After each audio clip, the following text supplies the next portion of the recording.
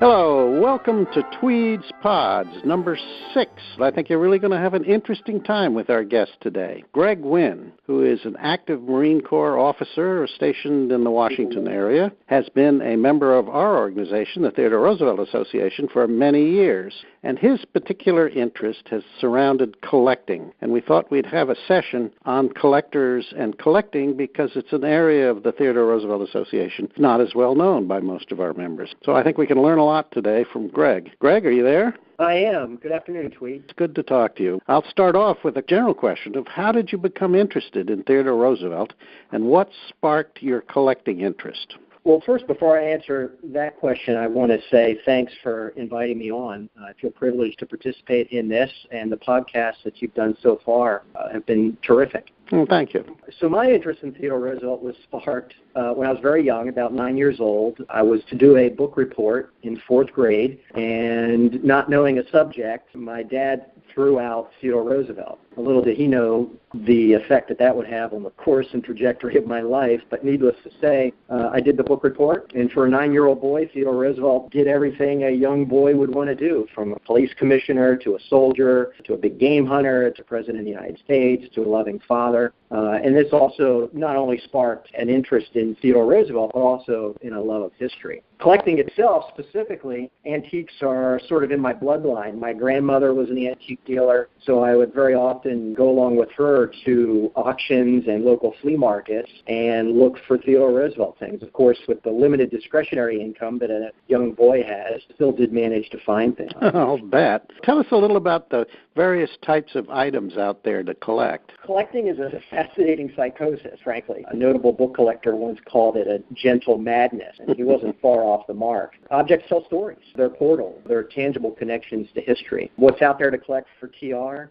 Well, TR really came to the height of his popularity at the early 20th century, which also was the height of the graphic period in advertising. So, he was the modern-day pop culture superstar. Everything that you can possibly imagine, aside from even the political campaign items, would have his image on it at one point in time. Everything from thread to candy to soaps. There was Rough Rider baking powder tins. There were magazine illustrations, you name it. Theodore Roosevelt was the man at the time in the early 20th century, and it just happened to coincide with the height of the advertising era.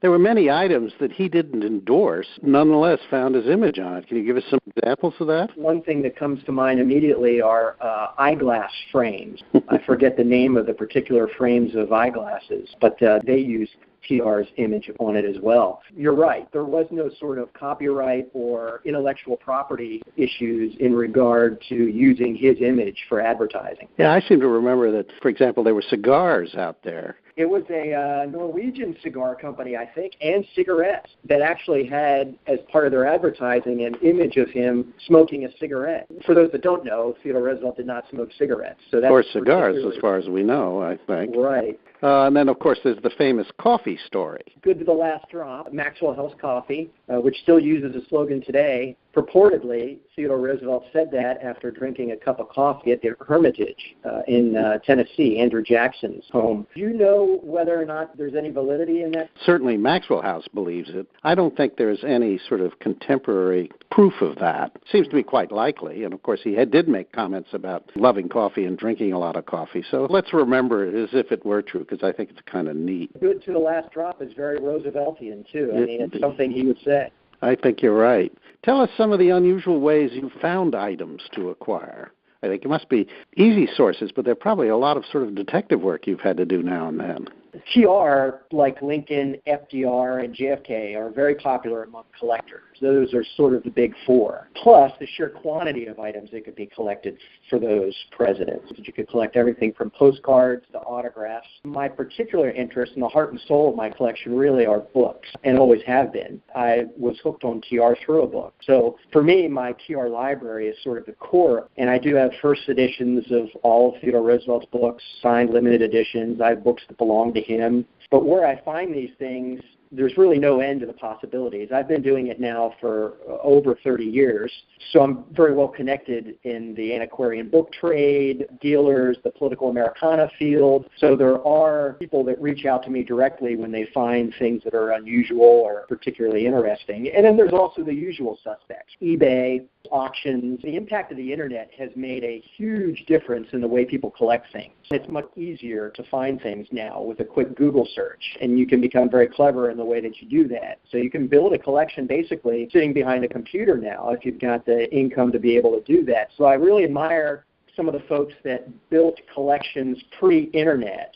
As you well know, my good friend and mentor Peter Scanlon and Larry Budner, former president of the TRA from Texas, built very important TR collections by doing it the old-fashioned way, hunting down antique shops when they were on vacation, making phone calls, scouring flea markets. That's pretty impressive to me, knowing how easy that I've got it when I need to turn things up. You buy and sell, I assume, and you've been building up as time goes on. Right now, what's your favorite item? You know, the collection evolves, and it has evolved since I was very young. A 9-year-old really has limited discretionary income, so the more established you get, you know, career, et cetera, you get a little bit more money that you can spend on these things. So things evolve. Things do come and go out of the collection. The book collection is sacrosanct. I try not to ever shake anything out of that. But other things, they can go if a good book comes along that I need to cover down on as far as expense. I also have a love of first-generation photography, photographs of TR, portraits, signed photographs. So probably the favorite item in my collection right now is the famous photograph of TR by the famous American Western photographer Edward Curtis. Could one get one of those now? They do show up in different mediums. Curtis printed them in different ways. There's an orotone, which was printed with gold in the photograph printing process. Mine is actually a platinum print, so there was platinum used in the printing process.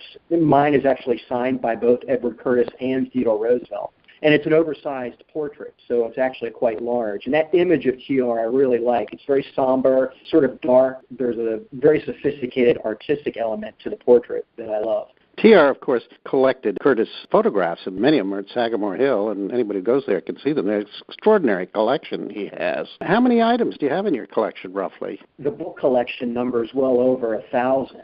Really? And wow. A couple of hundred other peripheral items that are framed or objects. For example, I have an inkwell made from a rhinoceros foot from the African trip that he gave to a press reporter that went on the trip with him. There's so much out there with Theodore Roosevelt. I think as you evolve in the collecting process, you begin to narrow and refine your scope. Otherwise, you just become a hoarder because you could literally, I mean, with Theodore Roosevelt or with anything, fine art. I mean, you have to have an eye and a particular interest in certain areas, or else it becomes very overwhelming and very expensive very quickly. What's on your bucket list? What one or two items would you really like to have that would fill a hole in your collection? One of the great things about collecting TR is that you never know what's going to show up. There's some pretty amazing things that nobody has ever seen or heard of before that show up on the market fairly regularly. But for me, the one item that I'm missing that I would really like to acquire is a small pamphlet that he had privately published, but it was published by Putnam's because he was on the board of Putnam's, which was a printed bylaws of the Little Missouri River Stockmen's Association. Oh, yeah, I remember that, yeah. So it's right. So it really is a 4-page pamphlet, I think. Harvard has a copy, and there are, I think, maybe 2 institutions that have a copy outside of that, but I know of none in any private hands. Well, you got plenty of time yet to find one, I suspect, so that's great. We have a lot of members who might be interested in beginning a small collection of TRR memorabilia. What would be your initial advice to them? To link your collecting to an interest in Roosevelt. And that's the way my collection evolves. Like I said, the books are sort of the core of it, but as I become interested or more interested in different aspects of Theodore Roosevelt's life, a natural extension of that then becomes collecting in that area. So lately I've become very interested in his 1912 campaign for the presidency and the progressive movement. So I've really become interested in collecting 1912 items. Right. As far as advice goes, I think perseverance is important, linking it to what you like about TR. Also learning to connect the dots between objects, and that's some of the fun that I have with it too. You know, you read something in a book, you sort of place it in context with an object. Like I said, objects are portals. They tell stories. A focused collection is probably, in the long run, worth more than just kind of a random collection. Absolutely. There's no doubt about it. And I think that is true regardless of the nature of the collection. I mentioned fine art before. And I think most institutions and most collectors will tell you that if you've got a collector with a keen eye and a narrow focus, their collection will probably be vastly better than the generalist. I think that's important. I agree. Tell us a little about some of the great TR collectors. So I joined the Theodore Roosevelt Association when I was 12, but TR had already sunk its fangs in me, so to speak, when I came to the TRA. But I was fortunate to have a very close and dear friendship with Peter Scanlon from Albany, New York, who was a huge TR enthusiast and single-handedly built one of the most impressive Theodore Roosevelt collections that anybody has ever seen. What happened to that collection? So his collection was sold after his death by the venerable auction gallery Swan in New York City in April of 2013. Peter was a mentor to me, so he kind of helped develop my eye for collecting things and my level of sophistication in refining my collection. I'll also say Larry Budner, whose collection is now at SMU, I believe, in Texas, was another great person. And my good friend Gary Clinton, who also is a passionate Theodore Roosevelt collector and a longtime member of the TRA as well. Scanlon's, do you know what it sold for? So I think ballpark it sold in the range of about $200,000.